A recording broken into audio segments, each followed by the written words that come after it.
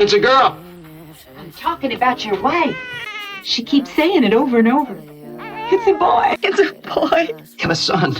After having 3 daughters in a row, the family finally welcomed their only son. It meant their family line would finally carry on. The 3 sisters went together to visit their baby brother. Everyone in the family was overjoyed, but Laura was the only one who looked unhappy. She felt like all of her father's attention had shifted to the baby. One day, the whole family went out for a picnic. Just as Laura was starting to enjoy herself, she noticed her father was focused entirely on the baby. That made her feel deeply hurt. Later, when someone called all the men to join a ball game, Laura asked her father why he wasn't going, but he said he wanted to stay with his son, no matter how others tried to persuade him. He refused to leave the baby's side. That made Laura resent her little brother even more. Later, Laura tried to get her father to look at her drawing. He had barely gotten halfway through it when her mother suddenly called out to him. He immediately dropped everything and rushed off to check on his son. Furious, Laura threw her drawing into the river. That night, during her bedtime prayer for the first time, she deliberately chose not to ask God to protect her brother. No one expected tragedy to strike so suddenly. The baby's health took a sudden turn for the worse, even though his parents rushed him to a large hospital.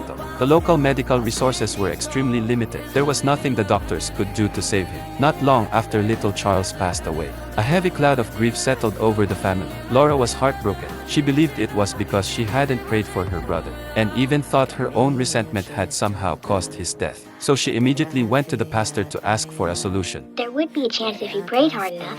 Yes, if you prayed real hard. You see, the closer you are to God, the more likely He is to listen.